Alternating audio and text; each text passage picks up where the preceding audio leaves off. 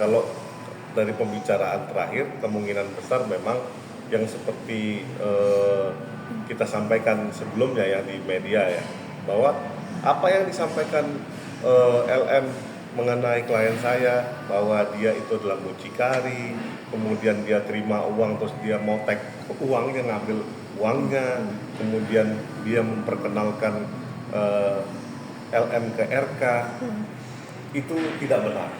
Makanya dari situlah tim kuasa hukum berpendapat bahwa ini bisa dilaporkan dengan pencemaran nama baik dan fitnah melalui media sosial dulu. Karena kenapa? Dari Instastory-nya, dari Storygramnya, kemudian dia langsung press con juga dengan cara langsung. Nah, jadi pidana umumnya masuk, juga pidana khususnya juga masuk. Okay. Yang jelas memang sebetulnya klien saya mencoba ya meluruskan peristiwa ini selurus-lurusnya, karena dia melihat ketidakadilan yang ada terjadi kepada pihak Pak RK. Dia mencoba, ini loh faktanya, tak bisa dong siapa namanya LM membabi buta menuduh apa segala macam, apalagi pada faktanya yang dilaporkan, dengar-dengar ya, yang dilaporkan pihak RK adalah pemerasan. Jadi ini panjang ceritanya. Tapi ingat, LM dalam press con-nya mengakui dia sudah terima uang. Karena dia tidak terima uang, tiba-tiba stop, dia ribut-ribut di media. Nah itu masuk dalam pasal rumusan pemerasan. Itu yang harus dihati-hati. Saya sebagai kuasa hukumnya Ayu Aulia untuk mengomentari perkaranya Pak RK, terus terang itu bukan ranah saya. Tapi dalam perihal klien saya itu mencoba meluruskan fakta yang ada, itu memang tidak bisa dibantah. Dia menempuh jalan yang cukup ya ekstrim ya. Artinya gini, saya bertugas untuk menjauhkan Ayu dari penjara, itu aja. Makanya kita coba tadi pertanyaan kamu, kok lama sekali mengumpulkan ini? Kita hati-hati karena tidak ingin melanggar hukum. Karena menegakkan hukum dengan melanggar hukum itu sama aja bunuh diri. Jadi klien saya sangat hati-hati, kami kasih advice sangat hati-hati. Tiap hari kita komunikasi, hati-hati ya lo, bahaya lo, gini-gini lo. Karena kenapa? It's not safe. We playing with the big boys. Artinya ada yang saya sebutkan sebelumnya bahwa ini adalah pengalian isu. Ada yang saya sebutkan ini memang ada dikendalikan oleh tangan-tangan raksasa lawan politik.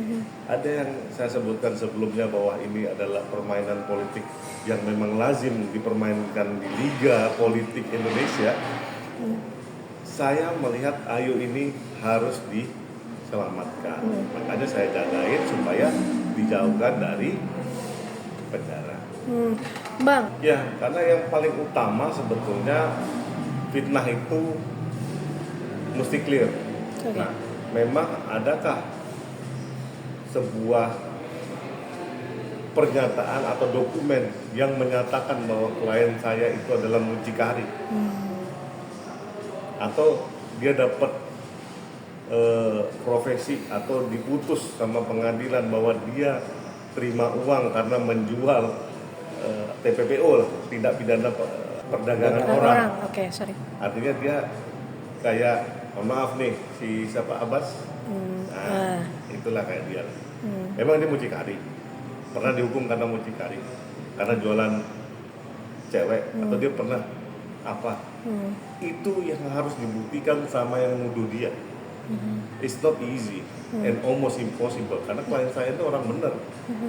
Dia mungkin punya masa lalu kelam, dalam arti dia akuin sendiri kan, entah apa-apa itu, dia pernah jadi orang ketiga di urusan orang lain. Tapi ketika dia disangkakan yang dituduhkan itu harus dibuktikan. Itu pertama.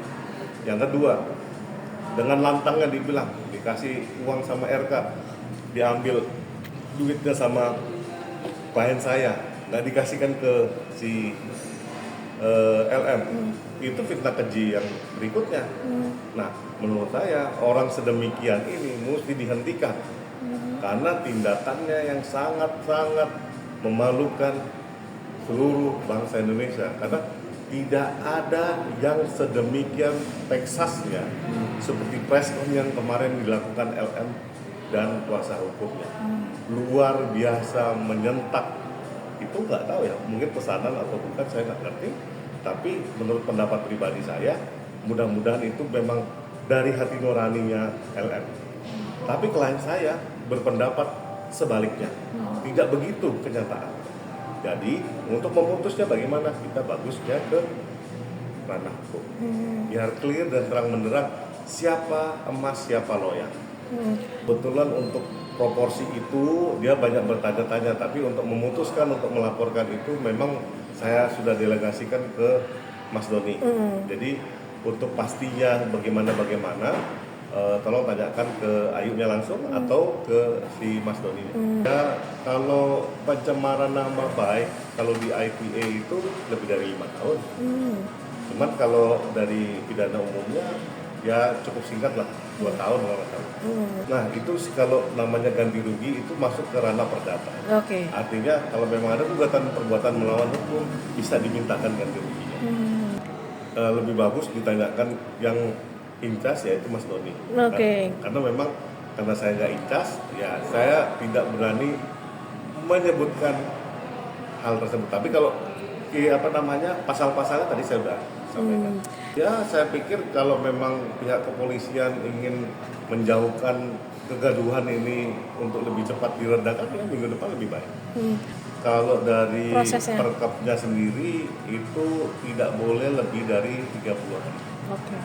Yang jelas memang klien saya ingin membersihkan nama baiknya, karena memang tidak pada tempatnya LM itu berbicara ngawur dan sangat merugikan orang lain dan membuat gaduh.